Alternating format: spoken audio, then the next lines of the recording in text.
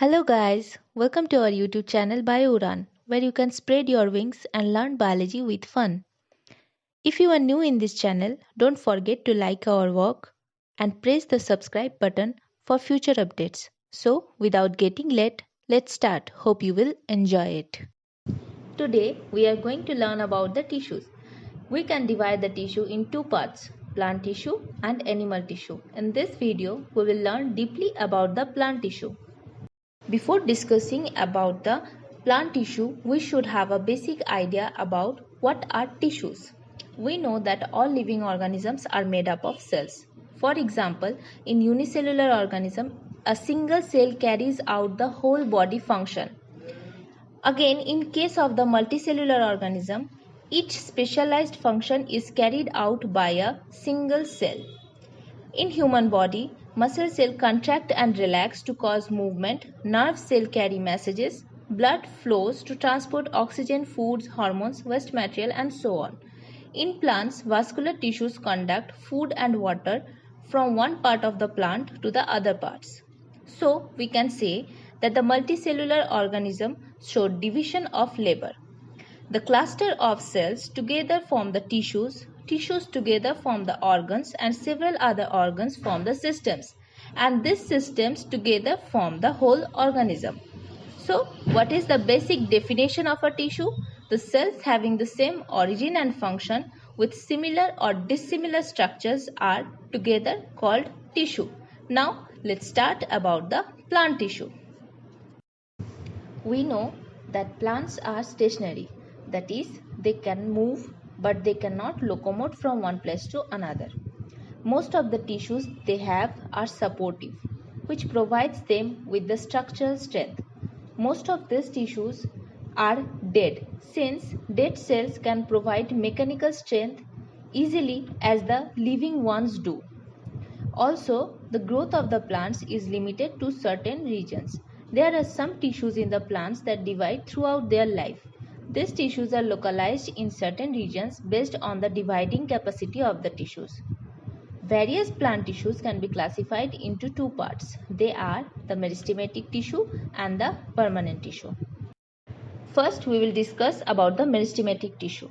The tissues in which the cells are in active state of division are known as meristematic tissue. We know that the growth of plant occurs only in some certain specific regions and the meristematic tissues are found in these regions. The meristematic tissues originated from the undifferentiated promeristem. They remain in the growing regions of the plant, as we know, the root tip, the leaf tip, shoot tip, etc. And we can see in the diagram the positions of the meristematic tissue. Now, the structure of the meristematic tissue. The cells present here are round or oval and polygonal in shape. The cell wall is thin. The cytoplasm is dense with large nucleus. The vacuole are either very small or absent. They do not have any intercellular space, that is, there is no gap between the two cells present. The meristematic tissues can be classified on three following types on basis of their location. They are apical meristem, intercalary meristem and lateral meristem. First type of meristematic tissue is the apical meristem. The meristematic tissue remaining at the apical portion of the plant body is known as apical meristem. We can see in the diagram. For example, promeristem in the root apex, shoot apex. Their function is to divide repeatedly and cause increase in the length of the stem and root. Next, it produces permanent tissues in future. Second type of meristematic tissue is the intercalary meristem. The meristematic tissue between the two regions of the permanent tissue are known as intercalary meristem. They are present at the base of the leaves or internodes on twigs. Their function is to increase the apical growth of the plant and help to produce permanent tissues. The third type of meristematic tissue present is the lateral meristem. The meristematic tissue dividing in the lateral plane of a growing region is known as lateral meristem. That is, they increase the width of the plant. For example, cork cambium, interfascicular cambium and fascicular cambium. Their function is they divide in lateral plane and increase the thickness of the plant, and also called as secondary growth. The second type of plant tissue is the permanent tissue. So, what happens to the cell formed by the meristematic tissue? These tissues take up a specific role and lose the ability to divide. As a result, they form the permanent tissues. In simple words, the permanent tissues in plant are those tissues that contain non-dividing cell. These cells have a definite shape and size, and they originate from the meristematic tissue. I have given you a chart to understand the division of the permanent plant tissues in a simple way. You can see that the permanent plant tissue in the plants can be divided into two types, simple tissue and complex tissue. The simple tissue is again further divided into parenchyma, collenchyma, sclerenchyma. The complex tissue is divided into xylem and phloem. The xylem is further divided into trachea, xylem parenchyma, xylem fiber. Again, the phloem is further divided into sieve cell, sieve tube, companion cell, phloem fiber, phloem parenchyma. We will discuss about these features in the next slides. The first type of permanent tissue is the simple tissue. The tissue comprising cells of similar structure and function are known as the simple tissue.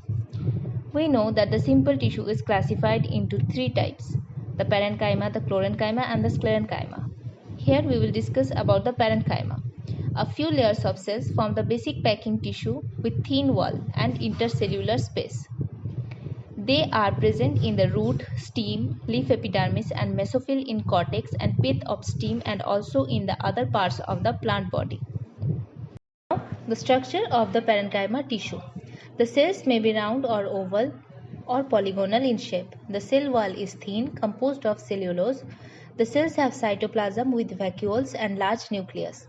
They may have intercellular spaces and are called as erenchyma. As you can see in the diagram, the spaces between the two cells are filled with air, so we called it as erenchyma. They may have stored excretory matter and we called it as idioblast. Now the functions of the parenchyma tissue. They prepare and store food. They form the structural component of the plant body. They protect the plant against injury. They help in the healing of wound regeneration and in the formation of buds. Next we have collenchyma. These are the elongated cells with irregular thick cell wall that provide support and structure.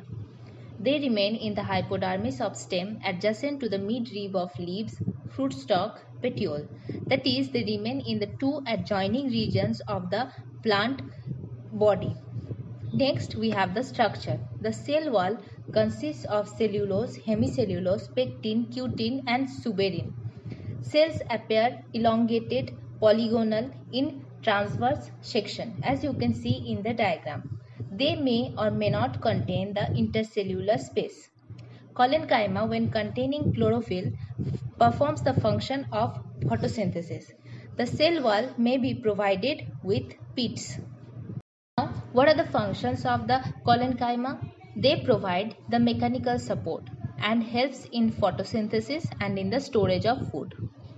We have to note one thing: when the cell wall is thickened in the corners, it is called angular collenchyma. We can see this type of collenchyma in the hypodermis of the sunflower stem. Again, in contrast, when the cell wall is thickened in the intercellular space, it is called lacunate collenchyma. These are found in the petiole of Calliotropis. Last but not the least one of the simple tissue is the sclerenchyma. This tissue consists of dead cells without cytoplasm and thickened lignified wall. Basically, they are the dead cells of the plant.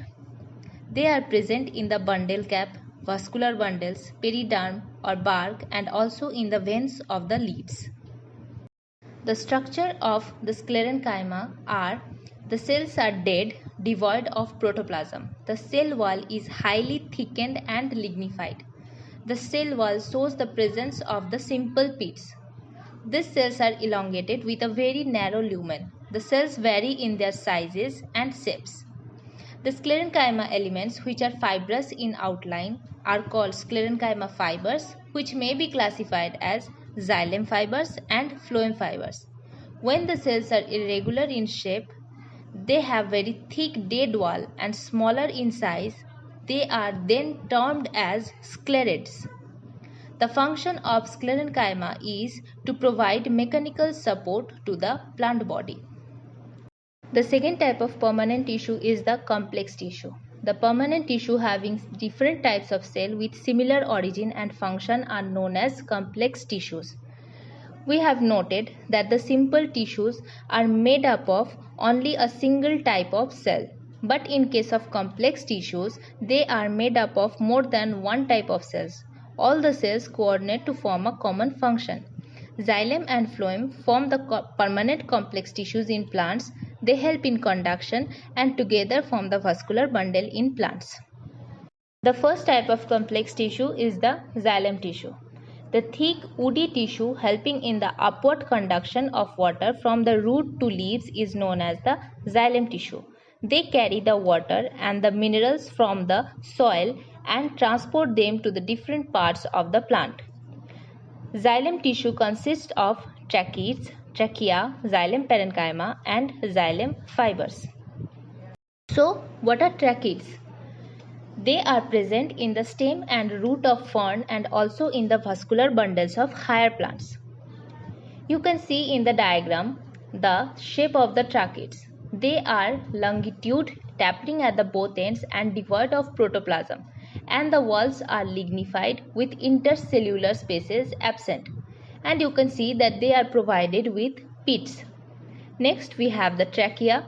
They are also called whistle as they are tubular, hollow, dead elements present in the vascular bundle and secondary wood. I think you have clearly understood why they are termed as whistle looking at the diagram. Structure.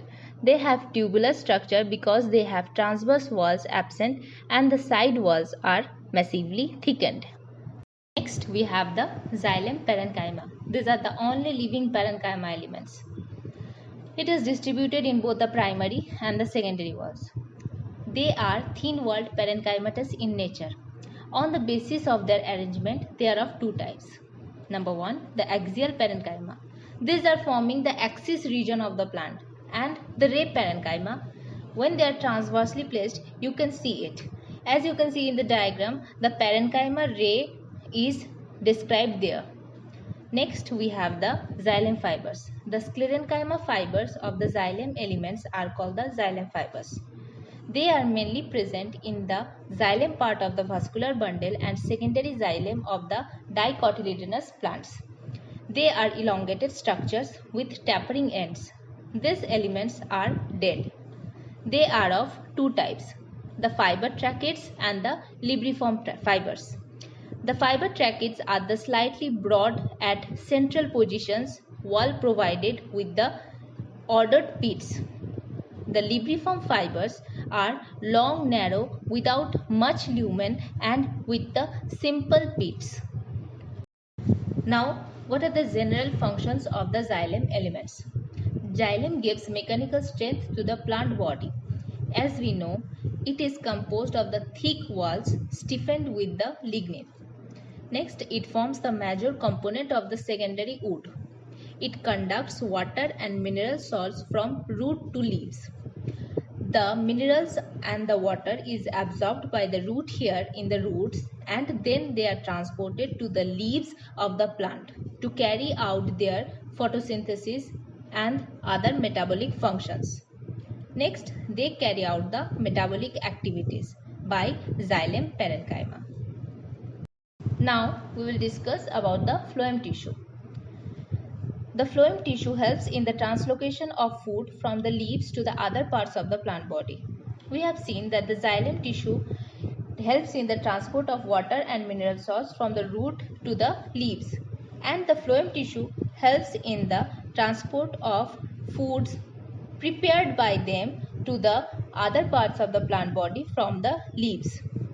They are distributed in the different parts like roots and leaves.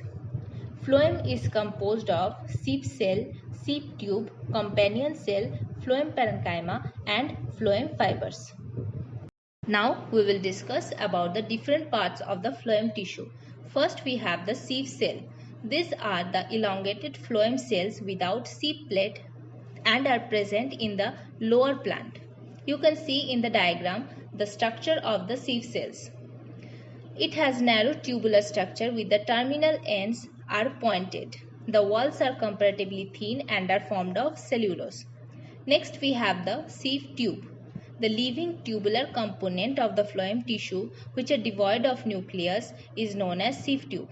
You can note that the sieve tube in the plants are devoid of nucleus. The structure, they are long tubular cells, they are living, that is they contain cytoplasm but not nucleus. Next, the companion cell. The lens-shaped cells bordering the sieve tube with dense cytoplasm and a large nucleus are known as companion cell.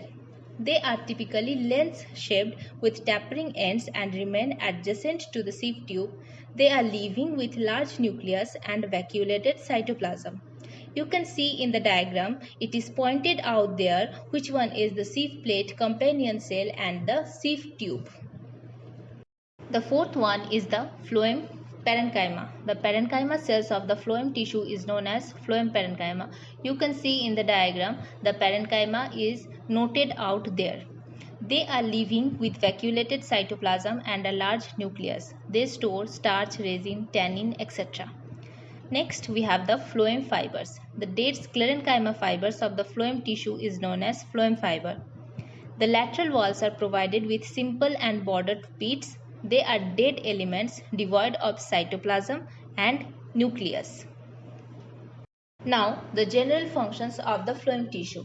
They distribute the prepared food or sugar from the leaves to the different parts of the plant body. The phloem fibers provide mechanical support to the plant body. Phloem parenchyma stores food and water. The companion cell controls the metabolic activity of the sieve tube. Thank you guys for watching my video. In the next video, we will discuss about animal tissue. Till then, stay safe. See you in the next video. Goodbye.